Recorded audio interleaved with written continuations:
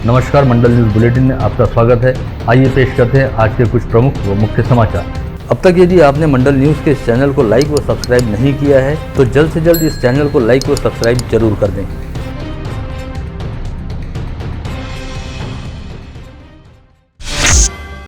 महानगर पालिका की आमसभा में आज उस समय जबरदस्त हड़कंप और हंगामा मच गया जब साफ सफाई के ठेके को लेकर चल रही चर्चा के दौरान बसपा गुट नेता चेतन पवार व एमआईएम गुट नेता अब्दुल नाजिम के बीच हाथापाई की नौबत आ गई। दोनों ही पार्षद जारी आमसभा के दौरान एक दूसरे के साथ हमरी तुमरी करते हुए आपस में भिड़ गए।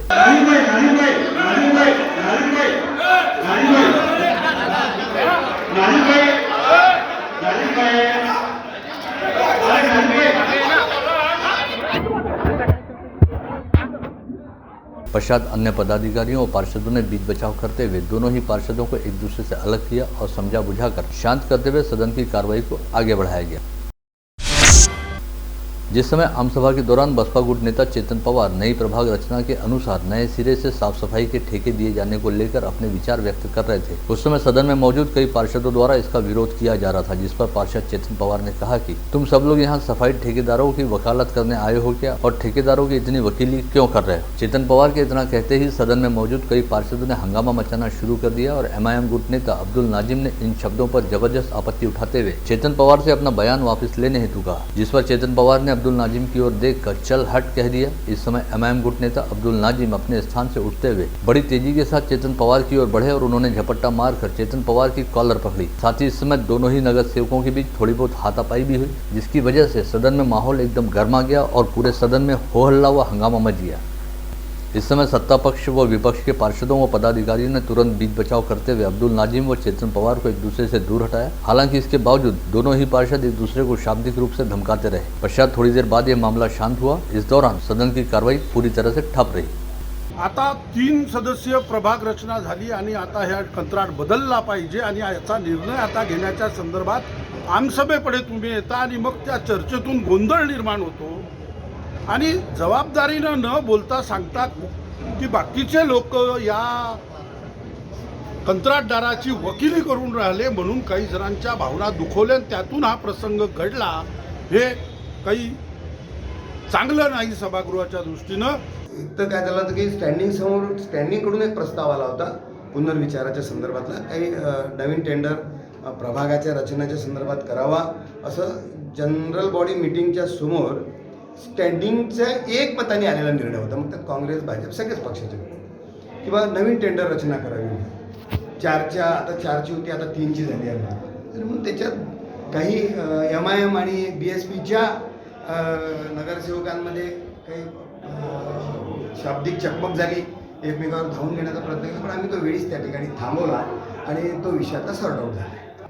साफसफाईच्या ठेकेच्या संदर्भामध्ये त्यांनी एक टिप्पणीचा उतारा हा सर्वसाधारण सभेपुढे सादर केला होता। त्याला मी मंजुरात केली। त्या संदर्भातली चर्चा सुरू असताना थोडीशी सदस्यांमध्ये गैरसमजातून नोकझोक झाली। बाकी वातावरण अतिशय हेल्दी होतं।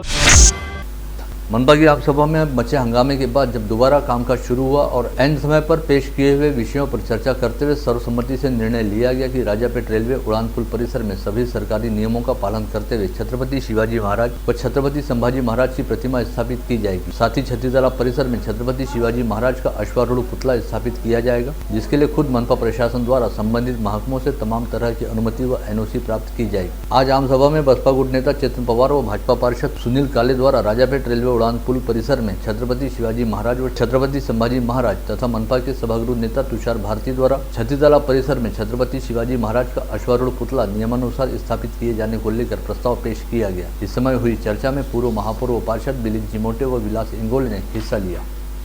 की छत्री तलावावर अमरावती महानगरपालिकेच्या वतीने अश्वारूढ पुतळा आम्ही उभारणार आहे आणि शिवसृष्टी निर्माण करणार आहे।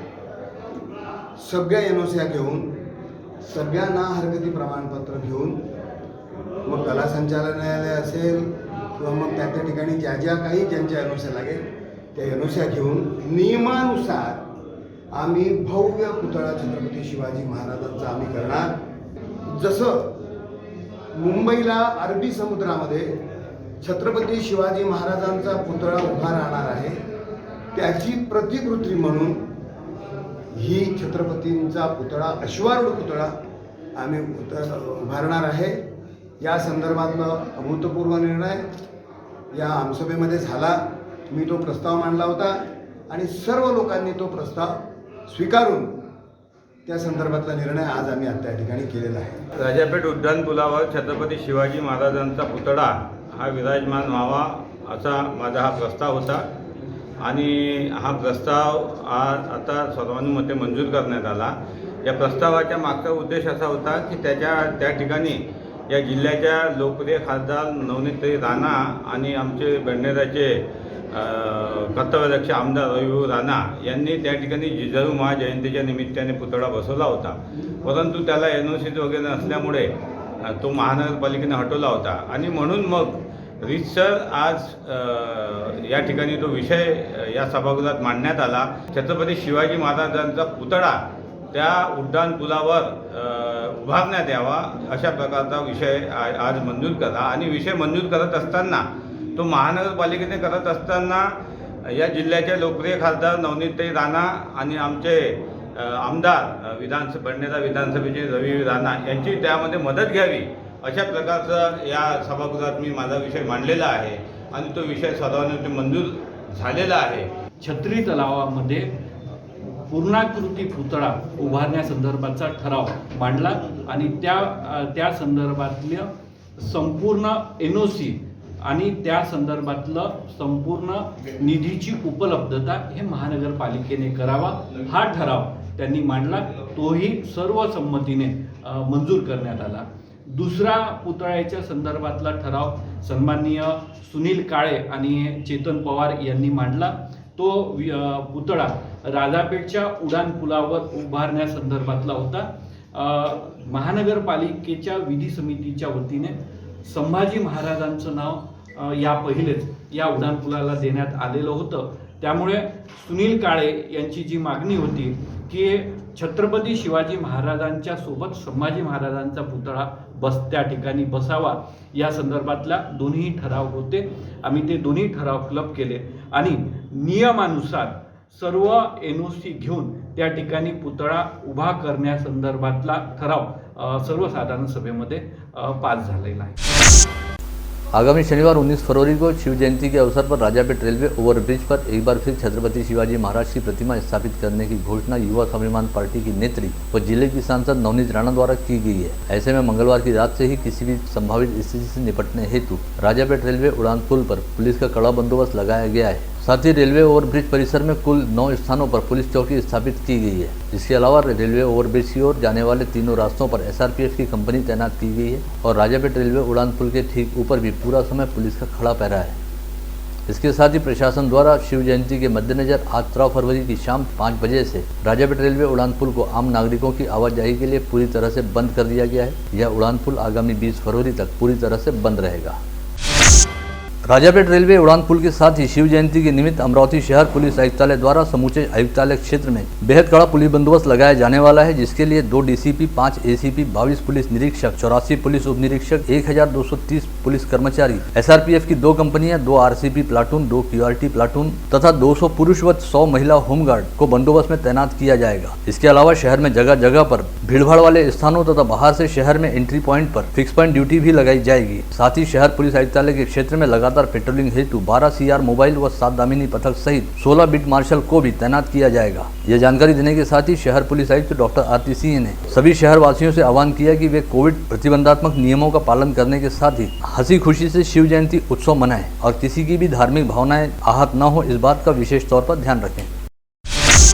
शहर के पास ही राहट गांव से राजूरा बेड़े की ओर आने वाले रास्ते पर छोटे तालाब के निकट आज एक सनसनीखेज खूनी वारदात होने की जानकारी सामने आई, जिसमें एक व्यक्ति की चाकू मारकर हत्या कर दी गई, वहीं दूसरे व्यक्ति के सिर पर पत्थर मारकर घायल कर दिया गया. नांदगांव पेट पुलिस को इस छोटे तालाब के पास 2 लोगों के घायल पड़े होने की सूचना मिली थी. पश्चात पुलिस तुरंत मौके पर पहुंची, जहाँ पर 2 लोग खून से लथपथ पड़े हुए थे. नांदगांव पेट पुलिस ने इन दोनों को जिला अस्पताल पहुंचाया, जहाँ पर प्राथमिक जाँच के बाद डॉक्टरों ने एक व्यक्ति को मृत घोषित किया, वहीं दूसरे की हालत बेहद गंभीर है, जो इस समय कुछ भी बताने की स्थिति में नहीं नहीं है। ऐसे में मृतक व घायल की अब तक शिनाख्त नहीं हो पाई है और पुलिस मामले की जांच कर रही है। पुलिस सूत्रों द्वारा दी गई जानकारी के मुताबिक घायल व्यक्ति के एक हाथ पर SA गुदा हुआ है, वहीं दूसरे हाथ पर टैटू बना हुआ है। इसके साथ ही इस बात को लेकर भी संभ्रम देखा जा रहा है कि घटना स्थल नांदगांवपेट पुलिस थाने के क्षेत्र में आता है या फ्रेजरपुरा पुलिस थाने के क्षेत्र में। ऐसे में नांदगांवपेट के साथ ही फ्रेजरपुरा पुलिस भी मौके पर पहुंची और दोनों पुलिस ने एक साथ मिलकर मौके का पंचनामा करते हुए अपनी ओर से जांच व कार्रवाई शुरू कर दी है। राज्य की महिला व बाल विकास मंत्री तथा जिला पालक मंत्री यशोमती ठाकुर ने राज्य के पर्यटन मंत्री आदित्य ठाकरे से मुलाकात करते हुए कहा कि स्वराज्य संकल्पक शाहजी राजे भोसले महाराज का कर्नाटक राज्य के होदीगेरे में स्थित समाधि स्थल का जीर्णोद्धार करते हुए वहां पर बेहतरीन दर्जे का स्मारक बनाया जाए, जिस पर पर्यटन मंत्री ठाकरे ने सकारात्मकता दर्शाते हुए स्मारक के निर्माण को लेकर आवश्यक कार्रवाई करने का आश्वासन दिया। आगामी सोमवार 21 फरवरी से अमरावती शहर से जिले की सभी सरकारी व निजी शालाओं में पहली से चौथी तक की कक्षाएं भी शुरू हो जाएंगी। इसे लेकर जिलाधीश पवनीत कौर ने आज एक नया आदेश जारी किया है। शाला व्यवस्थापनों को बच्चों की सुरक्षा के मद्देनजर कोविड प्रतिबंधात्मक उपायों पर कड़ाई के साथ अमल करने हेतु कहा है। कोविड संक्रमण की सुस्त होती रफ्तार व संक्रमितों की घटती संख्या के मद्देनजर जिला प्रशासन द्वारा कक्षा पहली से चौथी तक की शालाओं को शुरू करने का फैसला लिया गया है। शहर के लगातार होते विस्तार तथा मुख्य व्यापारिक क्षेत्र में बढ़ती नागरिकों व वाहनों की भीड़भाड़ को ध्यान में रखते हुए आज मनपा प्रशासन द्वारा शहर में 23 अलग अलग स्थानों पर हॉकर जोन तय करते हुए इसकी घोषणा की गई। साथ ही इस हॉकर जोन में कितने फेरी वालों को व्यवसाय करने की अनुमति रहेगी, इसकी संख्या भी तय कर दी गई है। इस संदर्भ में मनपा आयुक्त प्रवीण आष्टीकर के निर्देश पर मनपा के बाजार व परवाना विभाग द्वारा हॉकर जोन की सूची जारी की गई। साथ ही इसे लेकर आगामी 30 दिनों के भीतर आपत्ति व आक्षेप भी मंगाए गए हैं। महानगरपालिका के आगामी आम चुनाव हेतु राज्य निर्वाचन आयोग द्वारा घोषित की गई संशोधित प्रभाग रचना को लेकर विगत 14 फरवरी तक कुल 292 आपत्तियां व आक्षेप मनपा के निर्वाचन विभाग को प्राप्त हुई, जिसमें से सर्वाधिक 126 आपत्तियां प्रभाग क्रमांक 15 बेलपुरा को लेकर प्राप्त हुई हैं। वहीं कुल 5 प्रभाग ऐसे भी रहे जहां से प्रभाग रचना को लेकर कोई आपत्ति व आक्षेप दर्ज नहीं कराए गए। अमरावती जिला शिक्षा संस्था संघ की जिला स्तरीय बैठक हाल ही में अभ्यासा इंग्लिश मीडियम स्कूल में ली गई। इस बैठक के दौरान सभी संस्था चालकों ने कक्षा 10वीं व 12वीं की परीक्षा के लिए शिक्षा मंडल को संस्था की इमारत व कर्मचारी उपलब्ध नहीं करवाने का निर्णय लिया और असहकार आंदोलन करने के संकेत दिए। अपंग जीवन विकास संस्था द्वारा संचालित संत गाड़गे महाराज विद्यालय व कनिष्ठ महाविद्यालय के नवनिर्मित संगणक कक्ष का आज पूर्व पालक मंत्री सुनील देशमुख के हाथों समारोह पूर्वक उद्घाटन किया गया। कांग्रेस के प्रदेश प्रवक्ता दिलीप एड़तकर की अध्यक्षता में आयोजित इस समारोह में महाराष्ट्र राज्य वक्फ बोर्ड के अध्यक्ष व विधायक डॉक्टर वजाहत मिर्जा का भी भावपूर्ण सत्कार किया गया। अरविंद सहकारी बैंक मर्यादित की स्थानीय राजापेट शाखा का 8वां वर्धापन दिवस कल बुधवार 16 फरवरी को समारोह पूर्वक मनाया गया। श्री शिवाजी शिक्षा संस्था के कोषाध्यक्ष दिलीप इंगोले की अध्यक्षता में आयोजित इस समारोह में प्रमुख अतिथि के तौर पर दैनिक अमरावती मंडल व मंडल न्यूज के संपादक अनिल अग्रवाल, जिला मध्यवर्ती सहकारी बैंक के उपाध्यक्ष सुरेश साबले, पूर्व राज्य मंत्री डॉक्टर सुनील देशमुख उपस्थित थे। इस समय सभी उपस्थित गणमान्यों द्वारा दीप प्रज्वलन करते हुए स्वर्गीय अरविंद देशमुख की प्रतिमा पर माल्यार्पण किया गया। साथ ही अपने समयोचित विचार व्यक्त करते हुए बैंक को भविष्य हेतु शुभकामनाएं दी गई। बडनेरा के समस्त सिख समुदाय द्वारा जिलाधीश पवनीत कौर को ज्ञापन सौंपते हुए मांग की गई कि हाल ही में तेलंगाना के हैदराबाद शहर में सिकलीगढ़ सिख समाज से वास्ता रखने वाली एक नाबालिग युवती के साथ सामूहिक बलात्कार करते हुए उसकी हत्या कर दी गई। इस मामले में तेलंगाना सरकार द्वारा जल्द से जल्द कार्रवाई करते हुए आरोपियों को फांसी के तख्ते तक पहुँचाया जाए। अखिल भारतीय विद्यार्थी परिषद के विदर्भ प्रांत शाखा द्वारा आज स्थानीय जिलाधीश कार्यालय के समक्ष तमिलनाडु सरकार के खिलाफ जबरदस्त धरना प्रदर्शन किया गया। इस समय कहा गया कि तमिलनाडु राज्य के तंजावर जिला स्थित सेक्रेड हाई स्कूल में चलने वाले धर्मांतरण के दबाव की वजह से लावण्या नामक छात्रा ने आत्महत्या कर ली थी। पश्चात इस मामले में निषेध करते हुए लावण्या को इंसाफ दिलाने हेतु तमिलनाडु के मुख्यमंत्री स्टैलिन के घर के सामने आंदोलन करने वाले विद्यार्थी परिषद कार्यकर्ताओं के साथ पुलिस ने क्रूरतापूर्ण व्यवहार किया और विद्यार्थी परिषद के कई पदाधिकारियों व कार्यकर्ताओं को गिरफ्तार किया। ऐसे में मृतक लावण्य व उसके परिवार को न्याय दिलाने तथा तमिलनाडु पुलिस की क्रूरता का निषेध करने हेतु यह आंदोलन अखिल भारतीय विद्यार्थी परिषद के विदर्भ प्रांत पदाधिकारियों द्वारा आज स्थानीय जिलाधीश कार्यालय के समक्ष किया गया। स्थानीय कृषि महाविद्यालय के मौसम विभाग विशेषज्ञ अनिल बंड द्वारा दी गई जानकारी के मुताबिक मौसम में होने वाले बदलाव के चलते आगामी 3 दिनों के दौरान समूचे विदर्भ क्षेत्र में कई स्थानों पर हल्के व मध्यम स्तर की वर्षा होने की संभावना है। अनिल बंड द्वारा दी गई जानकारी के मुताबिक 18, 19 व 20 फरवरी को समूचे विदर्भ क्षेत्र में कई स्थानों पर बारिश हो सकती है। विगत 24 घंटे के दौरान अमरावती जिले में 15 नए कोविड संक्रमित मरीज पाए गए। साथ ही अब एक्टिव पॉजिटिव मरीजों की संख्या 318 हो गई है। इन एक्टिव पॉजिटिव मरीजों में मनपा क्षेत्र के 108 व ग्रामीण क्षेत्र के 210 मरीजों का समावेश है। इसमें से 18 मरीज कोविड अस्पताल में भर्ती हैं। वहीं मनपा क्षेत्र में 99 व ग्रामीण क्षेत्र में 201 मरीजों को होम आइसोलेशन में रखा गया है। वहीं आज 79 मरीज कोविड मुक्त भी हुए। बीते 24 घंटे के दौरान जिले में 710 संदेहितों के थ्रोट से सैंपलों की जांच की गई, जिसमें से 2.11% की टेस्ट रिपोर्ट पॉजिटिव आई है। वहीं इस समय कोविड संक्रमित मरीजों के कोविड मुक्त होने का प्रमाण 98.17% के स्तर पर है। आज समूचे संभाग में कुल 89 कोविड संक्रमित मरीज पाए गए, जिनमें अकोला के 19, यवतमाल के 17, बुल्ढाना के 23 व वाशिम के 15 मरीजों का समावेश है। राहत वाली बात यह भी है कि बीते 24 घंटे के दौरान संभाग में 378 मरीज कोविड मुक्त भी हुए, जिनमें अकोला के 21, यवतमाल के 37, बुल्ढाना के 192 व वाशिम के 49 व्यक्तियों का समावेश है। बीते 24 घंटे के दौरान संभाग के अकोला जिले में एक संक्रमित की मौत भी हुई है।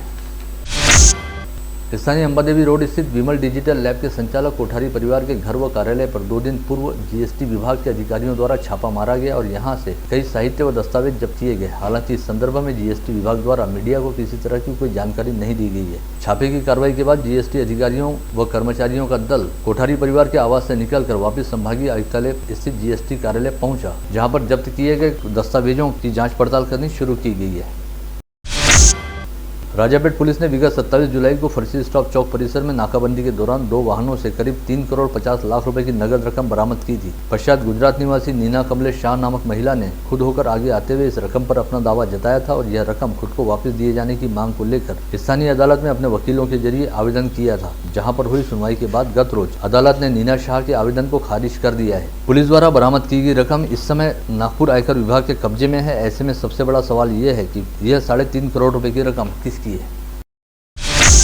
पुलगांव शहर से करीब 4 किलोमीटर दूर आरबी रोड स्थित सरकारी छात्रावास के सामने सड़क किनारे खड़े टिप्पर ट्रक से एक मोटरसाइकिल तेज गति से जा भिड़ी। यह टक्कर इतनी भीषण थी कि मोटरसाइकिल पर सवार सूरज किशोर ढेले व सचिन उमेश कनेरी, इन 2 युवकों की मौके पर ही मौत हो गई। दोनों युवक रसूलाबाद के बताए गए हैं।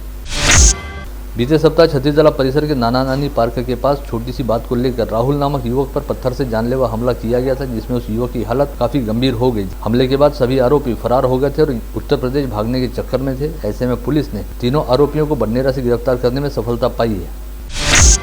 बडनेरा पुलिस थाना क्षेत्र में अज्ञात चोरों ने कल 4 मंदिरों को निशाना बनाया और दान पेटियों में रखी रकम को चुरा लिया। मौके पर पहुंची पुलिस की डॉग टीम ने डॉग स्क्वाड व फिंगर स्क्वाड की सहायता लेते हुए चोरों की तलाश शुरू कर दी है।